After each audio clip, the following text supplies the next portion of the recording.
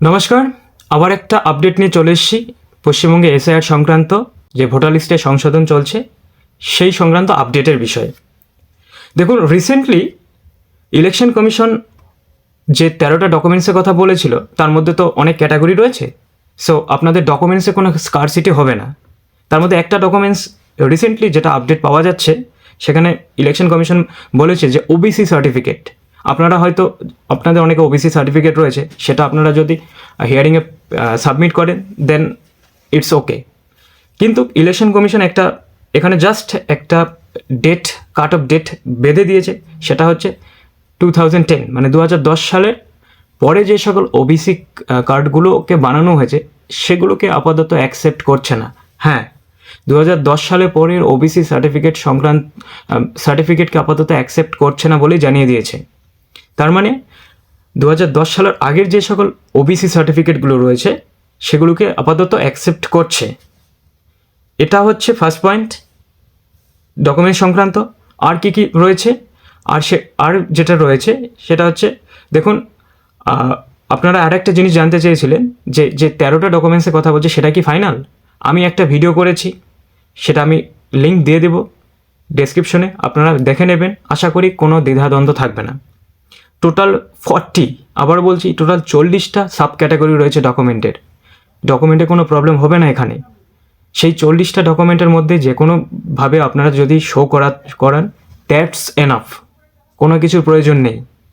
যদি নাও থাকে, আপনাদের যা ডকুমেন্টস রয়েছে, ল্যান্ড ডিড রয়েছে, জমির দলিল রয়েছে, আধার কার্ড রয়েছে, অন্যান্য ডকুমেন্টস রয়েছে, স্কুলে 1 2 3 4 5 6 যেটাই পড়েছেন, যদি সার্টিফিকেটও নাও থেকে থাকে, ওখানে তো হাজিরা খাতায় নাম রয়েছে, সেই পেজ নিয়ে আসবেন, তাও হবে। সুতরাং এই ভিডিওতে আমি জাস্ট এই জন্যই এসেছি যে আপনারা বলছেন যে সার্টিফিকেট বিষয়টা ক্লিয়ার হতে পারছি না, আর নিউলি অ্যাড ওবিসি সার্টিফিকেট সংক্রান্ত যে আপডেটটা সেটা আমি পুরোপুরি বুঝিয়ে দিলাম। আর লাস্ট একটা পর্যায়ে একটা কথা, সেটা হচ্ছে আতঙ্কিত হওয়ার কোনো ব্যাপার নেই। আমি সব ভিডিওতে একই কথা বলছি, মিস ইনফরমেশনও পুরোপুরি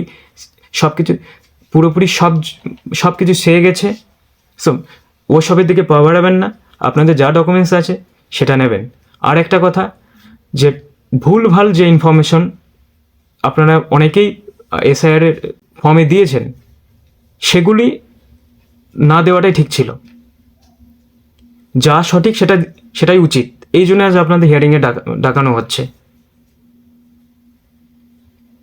আর যারা প্রজেনি ম্যাপ করতে পারেনি তাদের কোনো চিন্তা নেই, যা ডকুমেন্টস আপনাদের কাছে আছে সেটাই নিয়ে হিয়ারিংয়ে যাবেন, তাহলে সব কিছু ঠিকঠাক হয়ে যাচ্ছে।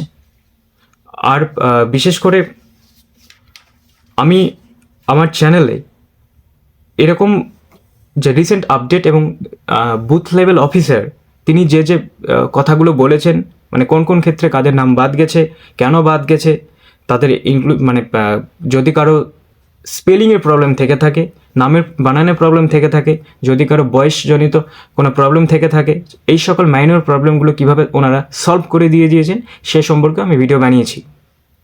যাদের ছোটো ছোটো প্রবলেম, আরেকটা কথা এখানে আমি আপনাদের অ্যাসুরেন্স দিতে চাইছি, পুরোপুরি চিন্তামুক্ত থাকুন। আপনাদের যাদের মাইনর প্রবলেমগুলো রয়েছে, যেমন বয়স ভুল করেছেন, বা নামের স্পেলিংয়ের কিছু ভুল হয়েছে, বা সম্পর্কের জায়গায় বাবার নামের মধ্যে মিডিল নাম হারিয়ে গেছে, উড়িয়ে গেছে, তাদের আর হিয়ারিংয়ে যেতে হচ্ছে না। হ্যাঁ, ঠিকই শুনেছেন, তাদের আর হিয়ারিংয়ে যেতে হবে না। বিএলওর সাহেবরা অটোমেটিক আপনাদের বাড়িতে আসবে, তাদেরকে সেভাবে গাইডলাইন দেওয়া রয়েছে, এসে আপনাদের যা ডকুমেন্টস রয়েছে সেগুলোকে স্ক্রুটিনাইজ করে আপনাদের ম্যাপিং করে দেবেন। সুতরাং এই বিষয়ে আর কোনো ভাবনা চিন্তার প্রয়োজন নেই। সুতরাং চিন্তামুক্ত থাকুন।